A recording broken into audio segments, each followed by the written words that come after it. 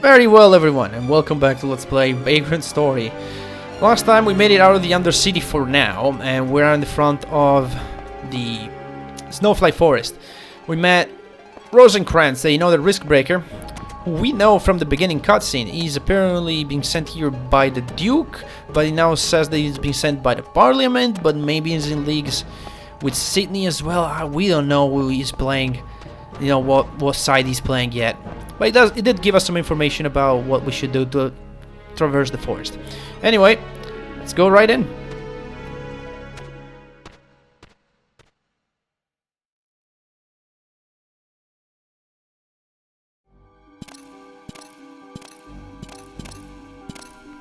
He really went in there. The snowflies will mark his grave, I fear. Ah, there you are, Rosencrantz.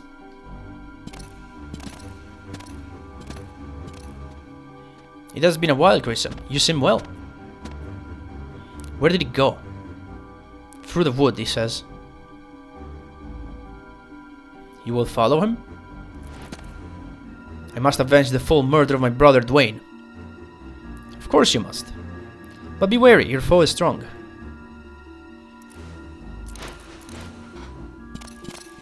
God is stronger.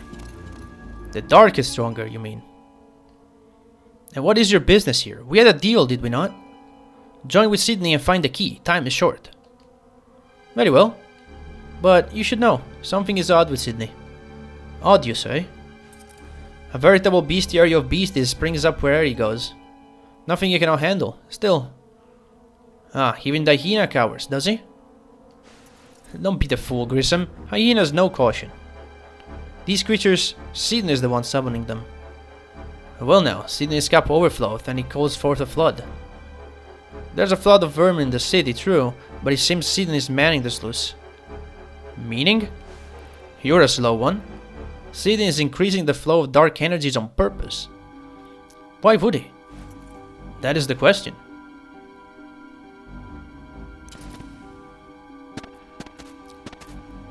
Follow the snowflies, Grissom. They foregather where the dark runs deepest.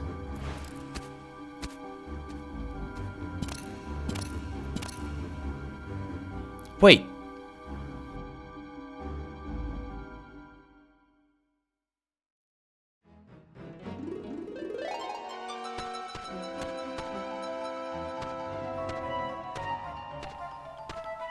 So many snowflies. Alright, and so we begin the snowfly forest. Now, the first thing you may notice in this map, really, that you cannot see on the minimap where you entered. This is some sort of Lost Woods area, but not really. The way it works is that if you take wrong exits, you may end up in places that you're not supposed to be. For now, there are only 2 enemies near. The first enemy we'll find... Oh, this weapon's... Oh, because it has the gem on it. In fact, I could just keep it fire, but let's just remove it, actually. I could use the Gazarm, actually. That is Earth. Nah, let's go for the Goblin Club. Or, better yet... Wait a minute. Okay, since I'm here, I might as well take the Salamander Ruby out. Because I'm not gonna need it anyway. There you go. Okay. I could go with the Spear. Because it's got a lot of beast, doesn't it? Yeah, it does. Well, a lot. It's got 9 beast. Let's see how it fares against the first enemy in here. These are basilisks, and they are earth creatures. So, if I buff myself, not that, if I buff myself with the Grimoire Sylphie, that gives me air, I should be able to do a lot of damage. Not really sure what that type weaknesses is, probably blunt, but it seems like everything works on these guys. As long as it's air. That'll be good enough. They don't have a lot of health, but they have a breath attack that can hit multiple times. So be extremely careful. In fact, I'm just gonna go ahead and Terra Ward in case they use it. They usually go for the physical attack, but the breath attack can easily destroy you. And then the other enemy is a flying guy that is earth instead of air. That's another one. Before I lose my buff, let me kill it. 63 hit chance. Okay, good. Usually it takes a couple hits to kill them, yeah. Thankfully they don't have a lot of HP. And we get Sight Wind, the second blade card for the pole arm. Nice. Sight Wind is especially useful, as we'll see later on. It really only is useful for one occasion. Anyway, if I take this exit, I lost the air buff, great, because I need to kill these guys. And these guys are weakest against Earth. And these guys are also my favorite enemies in the entire game. Oh, ow. Let me actually just show you what these guys look like. These guys are pretty much flying swordfish. I don't know why, I just like them so much. Oh, great. My accuracy is admittedly kind of low. I should use the Braveheart. Alright, let's just do that, because I'm not getting lucky here. Set up, attach gems, weapons. The spear takes the Braveheart. That's a straight up 20% more on the accuracy. Plus 5 because it gives me 5 agility as well. Yeah, there you go, 81%. There we go, the Fairy Wings. There are some of these guys that drop this 100% of the times, and some of them will drop it sometimes. And what Fairy Wings do is they make you run faster, and therefore they'll make you jump longer as well, which can be useful to skip some puzzles later on. And another one, nice. Okay, but now let's just keep trying to go this way, see where we end up. And I know what the path is, and okay, I know where we are now. So, to give you an idea on what this is doing, yeah, we went from here to the right, and then to the right again, we ended up over here, on the spirit trees. So this is kind of like a lost wood area. You can map it out and see where each exit brings you. Yeah, this is the green map here, it's fine. Now, there's also one more thing about this area, a very hidden mechanic that's kind of useless, but there you go, might as well show it. You can check some of the trees. Moss covers the south side of this tree. Ashley is facing east. You can face north and it will reorient you to face that way. Although it's kind of useless because you can tell by how the map looks when you open it where you're facing. So like if you're confused of your minimap, like let's say a spin around like that and know, oh shit, where did I come from? I forgot, right? Just open up the map and it will tell you. There you go. You will see the whole map. So it's not too it's not too useful. That's the word for it, right? Yeah, sure, you can do that, but no, it doesn't really help that much. Now, Grissom has told a few times to follow the snowflies, and if you try to look at all the particle effects, they seem to go in all sorts of directions, right? And it seems to be a very useless, again, another useless hint, but actually, the way it works is this. Now, look at how many particles of snowflies are, you know? See how many there are here? If you go this way, there's a lot less of them. So this is the wrong path. They will lead you toward two locations. One is locked right now, and the other one, well, it will unlock once you defeat one of the bosses in this area. I just happen to know that it's just straight up for a couple of rooms.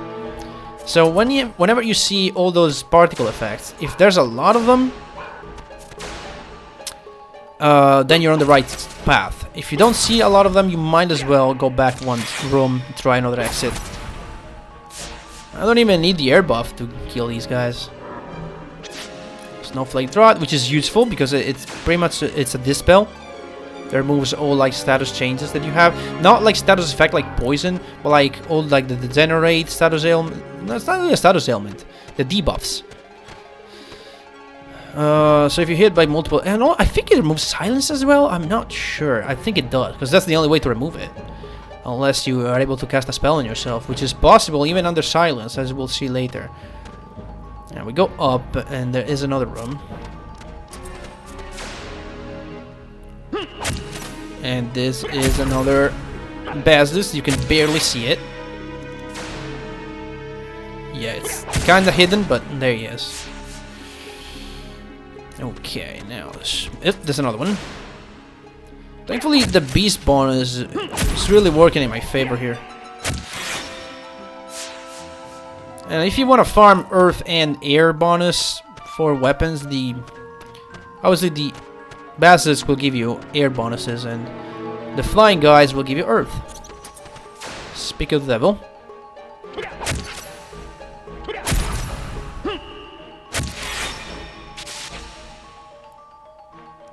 This might be another one in here.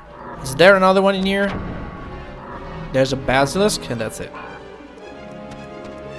See if I can get rid of this basilisk real quick. Okay. Boom. Bam. Nice. Okay, so from this room, if I go up here, you can actually see it in first-person view mode as a red arrow. As warm as snowflakes blocks Ashley's way. So that's progress, but we cannot go that way until we kill the boss.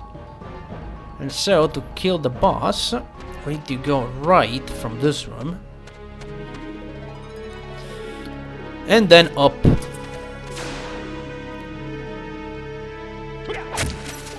There we go.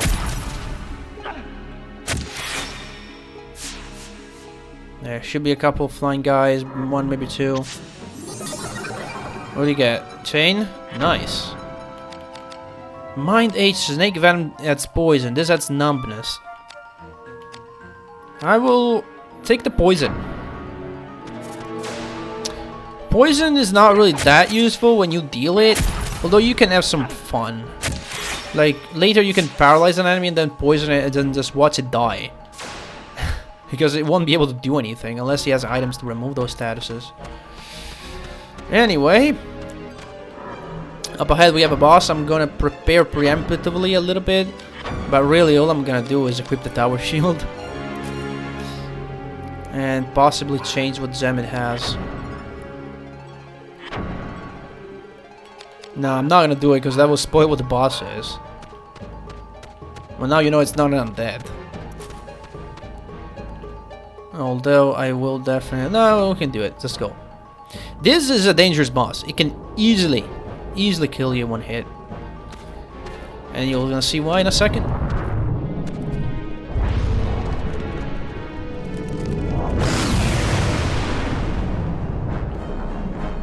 It's a dragon. So, this is the Earth Dragon. Oh, I already have Terra Ward on. Good. No, just get out of here. Jump, jump. Oh god. I hope I can block this. Not nice, nice, well timed. Okay, 48. Yeah, that is one of the scariest breaths. The reason why it's one of the scariest is because what are you doing? Do that. Okay. Okay, I'm messing up everything. Hang on a second here. There, word here. Okay, good. The reason why it's one of the scariest is because you start off so far away from the dragon. Sometimes, even if you run and jump, he can still hit you. You cannot get below him or like close enough so he won't be able to use it. Alright then, so to fight this guy, first of all, as we know, dragons cannot be degenerated, but now we have the power of curse. And unfortunately I'll have to juggle this Braveheart a bit. Until we find a second one, we'll have to just switch it around. And I have to also equip that weapon, otherwise I can't use it. Right then, equip the Gazorm. It's needed for the curse anyway. Yeah. Throw the weapon, Breakheart. I don't care about doing damage, I just need to land the status ailment. And once I'm done that, that's really the only debuff I can give it. I got it, first try, nice.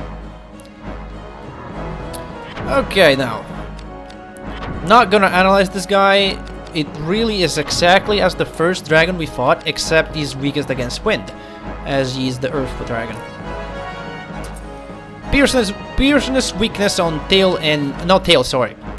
Piercing weakness on head and neck, and edged on tail. Don't go for the tail, it's pointless, it'll take forever. Because it's hard to get around this guy. Instead, I will go for the head. We'll get the Braveheart on our spear, because we need the accuracy. This guy has a lot of stats, so we need to counterbalance with a little bit of extra accuracy. And then we'll put the air buff on the weapon. And that's... I think that's it. That's all I can do, really. Yeah. Yep, that's all I can do.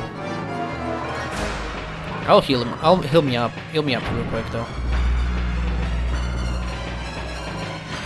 Maybe this time we'll see the tail attack of dragons. I don't know.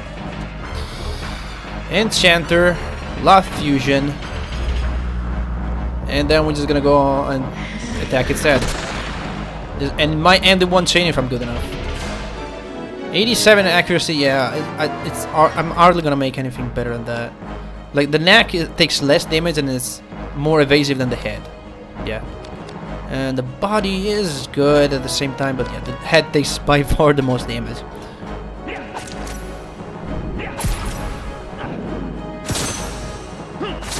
Okay, that's not gonna end in one chain, I can tell you that.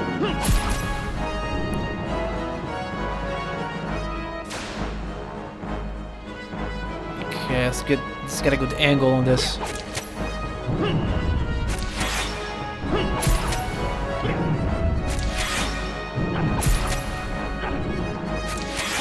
Ah, slow.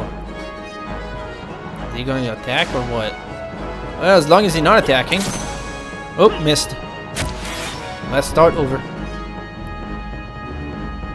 Oh, there's the tail attack. So the trick with the tail attack is you have to press circle on the second swipe. So 1, 2.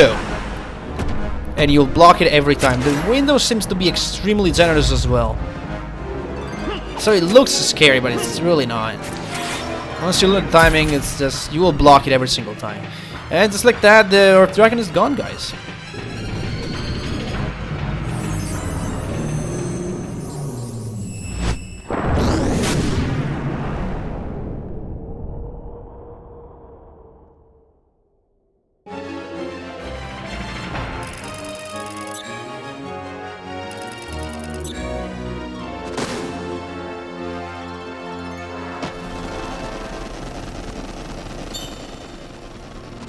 Stop giving me HP. I've had a lot of them already. I also have an elixir I have to use.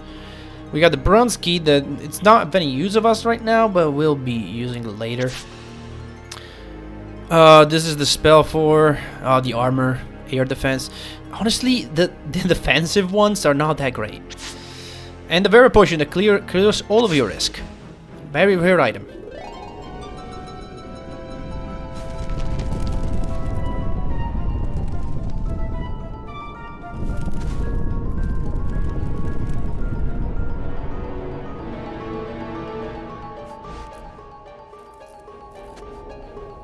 The winds have changed.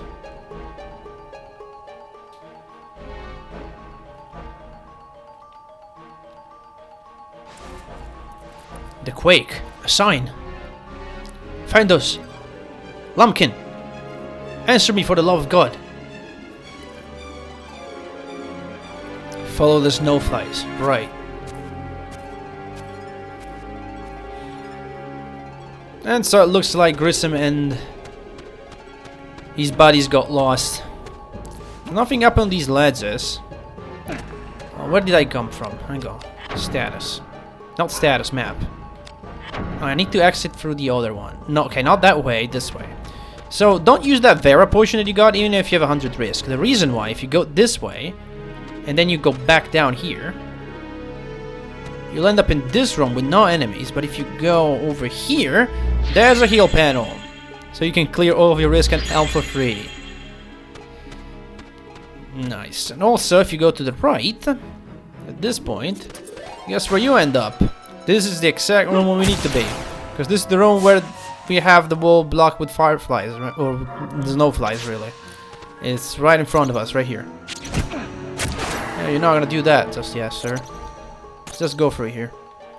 And this is progress, and we have a old enemy in here, the Fire Elemental. This guy has less health than the boss guy we fought, but is capable of the same things. And so let's prepare ourselves for that fight. The open club. I don't know if I want to equip the Salamander Ruby on the shield. I may not be bothered to do that because, yeah, I probably won't do it. I was gonna cast that water buff. Do I have the water gem? I forget if I do. I think I do, right? You have it at this point. You should have it at this point. Yeah, this we have to do it. because it gives us extra stats other than just the water. Put some frost on my weapon, please. We have to switch to fire defense. As you can see, this is devolving to like a lot of preparation before every single fight, because you have to switch around your stuff. But you know, this is what the game is all about. What the fuck? I thought I blocked it. Did I? Aqua word. Oh shit, fireproof. I'm dumb. I'm dumb. Can I hit the body? Yes, I can. It's not doing too much damage. I would like to do more. Sure, whatever. Let's go for it. Critical hit. There we go. I just asked for more damage, and the game gave it to me. Right then.